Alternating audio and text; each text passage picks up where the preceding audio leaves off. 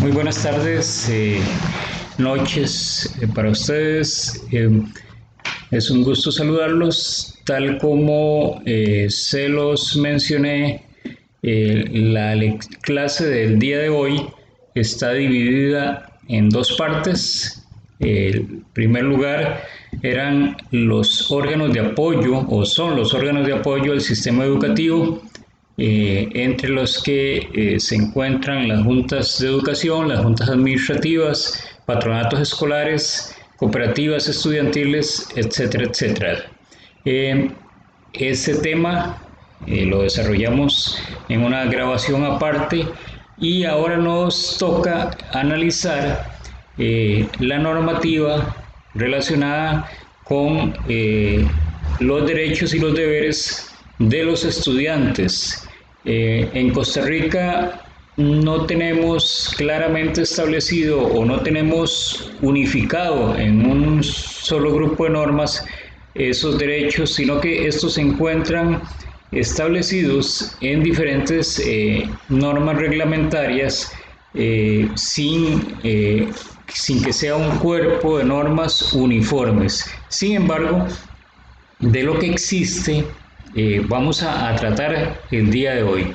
Entonces, repito, el tema es el Estatuto del Estudiante. Muy bien, vamos a comenzar a analizar este tema diciendo, en primer lugar, o recalcando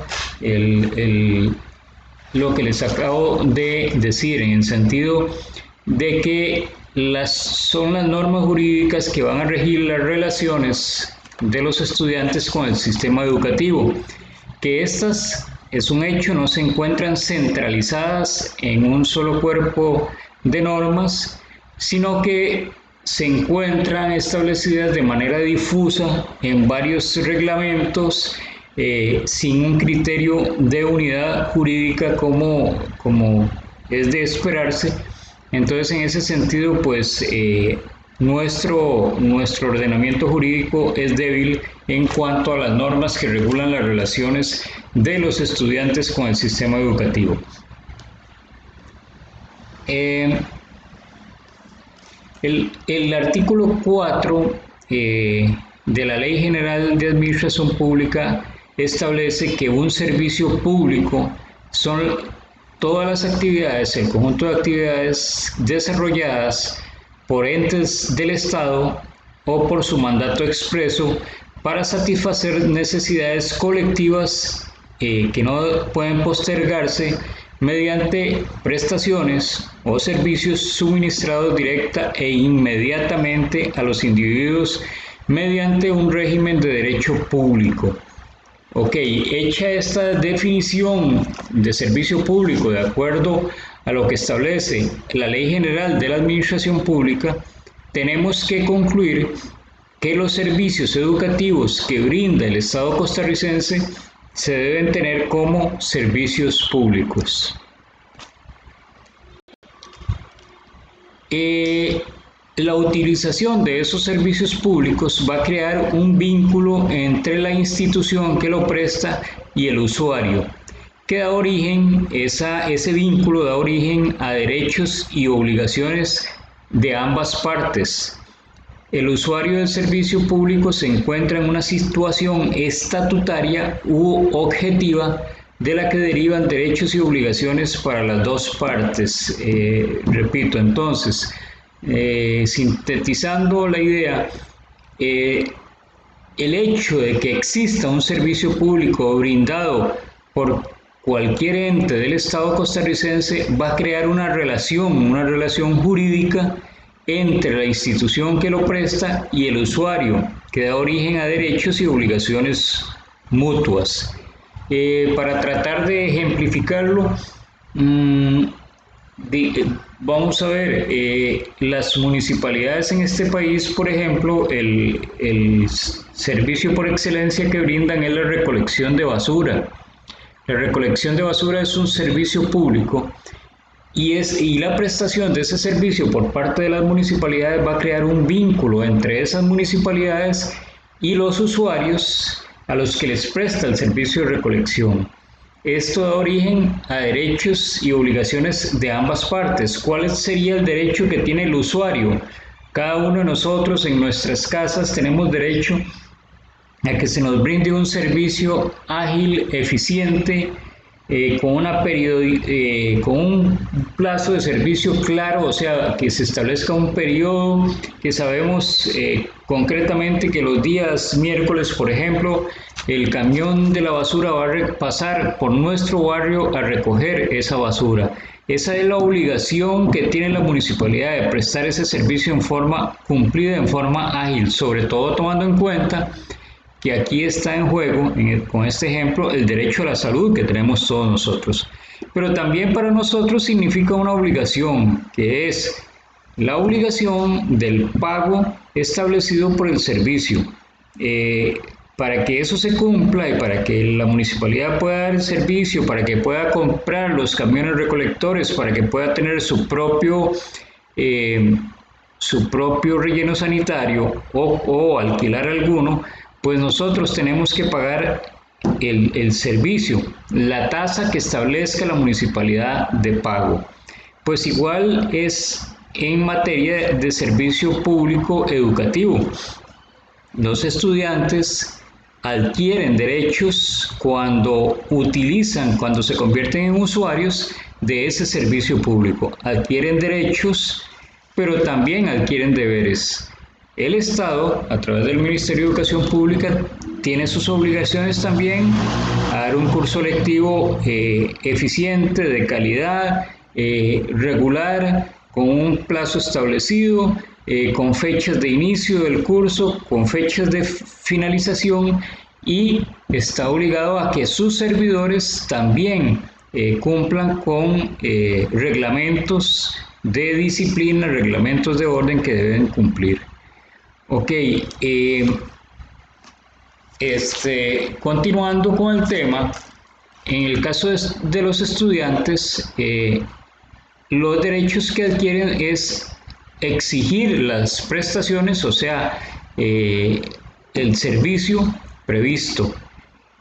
Otro derecho es la fijación de las condiciones de funcionamiento del servicio, que se haga de una forma unilateral. La organización del servicio se puede modificar en todo momento y el tratamiento de los usuarios se da con sujeción a los principios de servicio público, o sea, con sujeción a algunas características de eficiencia y de calidad que debe tener ese servicio público educativo.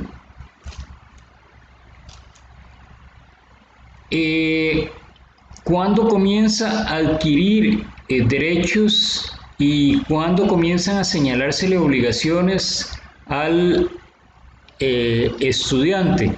Esto es desde el mismo acto de admisión, o sea, desde que el estudiante ingresa, se le confieren derechos y también se le van a señalar obligaciones.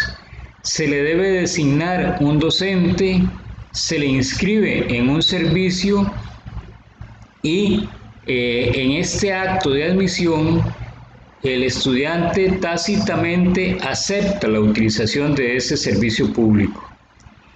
En caso de los estudiantes, la aprobación definitiva de la matrícula, según el artículo 7º del reglamento de matrícula, es el momento preciso en que comienza esa relación de servicio entre el Estado y el estudiante. Según el artículo 5 del reglamento de matrícula y de traslados de los estudiantes, que ese es el decreto ejecutivo número 35.589, repito, según ese artículo 5, en la educación preescolar, así como los primeros y séptimos años de la educación general básica y el programa Nuevas Oportunidades Educativas para Jóvenes, previo a la matrícula ordinaria, se debe realizar un proceso de inscripción en las fechas que establece el calendario escolar. El artículo 7 de este mismo reglamento de matrícula y traslado de los estudiantes dice que le corresponde al supervisor de cada circuito escolar supervisar asesorar y verificar que los procesos de matrícula se realicen adecuadamente en todas las instituciones educativas y en todas las modalidades de su circuito, con la finalidad de garantizar el derecho a la educación de los estudiantes. Ok. ¿Cómo se pierde la condición de estudiante regular? Se pierde ya sea por la muerte del estudiante o la pérdida de sus aptitudes mentales. Se pierde también por traslado o retiro voluntario, por suspensión por el resto del curso lectivo, por abandono sin causa justa a juicio del director por un periodo mayor a un mes, por clausura de la institución, por incumplimiento del acto de ratificación de matrícula, por haber alcanzado la condición de egresado con respecto a los servicios educativos que presta la institución. Los requisitos de edad. Según el artículo 11 del mismo reglamento de matrícula y traslado de los estudiantes, para ingresar a la educación preescolar y al primer año del primer ciclo de educación general básica y al programa de nuevas oportunidades educativas para jóvenes, institutos profesionales de educación comunitaria, IPEC, centros integrados de educación de adultos, CINDEA, colegios y escuelas nocturnas, se establece como requisito indispensable de matrícula las siguientes edades mínimas. A. Ciclo materno-infantil, grupo interactivo segundo la educación preescolar, edad mínima de 4 años y 3 meses cumplidos al 15 de febrero del curso lectivo en que se desea matricular. B. Ciclo de transición de la educación preescolar, edad mínima de 5 años y 3 meses cumplidos al 15 de febrero del curso lectivo donde se desea matricular. C. Primer año de primer ciclo de la educación general básica, edad mínima de 6 años y 3 meses cumplidos al 15 de febrero del curso lectivo en que se desea matricular. D. Programa Nuevas Oportunidades Educativas para Jóvenes, edad mínima de 15 años cumplidos al inicio del periodo lectivo que se desea matricular. En este programa no podrán matricular jóvenes con edades superiores a los 18 años, salvo aquellos que hubieran estado previamente matriculados en este programa antes de cumplir esa edad.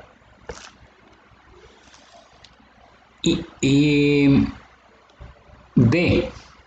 Institutos profesionales de educación comunitaria, IPEC, y centros integrados de educación de adultos, CINDEA, edad mínima de 15 años cumplidos al inicio del periodo lectivo que se desea matricular.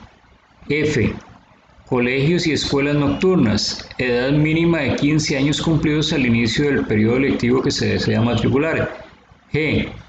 En atención a los niños y niñas de altas capacidades, el Ministerio de Educación Pública les aplicará una prueba de aptitud para que puedan ingresar a la educación formal con una edad menor a la establecida según el nivel correspondiente, entre los 4 y 4 años y menos de 3 meses entre los 5 y los 5 años y menos de 3 meses y entre los 6 y los 6 años y menos de 3 meses. El objetivo de dicha prueba de aptitud será identificar si las características cognitivas, socioafectivas y psicomotrices de la persona menor de edad le permiten incorporarse y desempeñarse con un grado mínimo de acierto en dichas áreas comprensivas del sistema educativo formal. Estos instrumentos se aplicarán como medidas de excepción a aquellas personas menores de edad que hayan sido previamente inscritos por sus padres y encargados en las fechas establecidas por la Administración en el calendario escolar, para tal efecto ante la Dirección Regional de Enseñanza respectiva. Derechos del estudiante. El estudiante, desde el momento en que ingresa al servicio público, adquiere los derechos propios del usuario, pero también obligaciones. ¿Cuáles son esos derechos? Derecho a un servicio educativo regular, la regla de continuidad, la regla de igualdad, la regla de la adaptación al servicio público y el principio de gratuidad. Bien, derecho a la orientación educativa es otro derecho que adquiere el estudiante y que significa que se le debe dar atención a sus problemas personales de aprendizaje.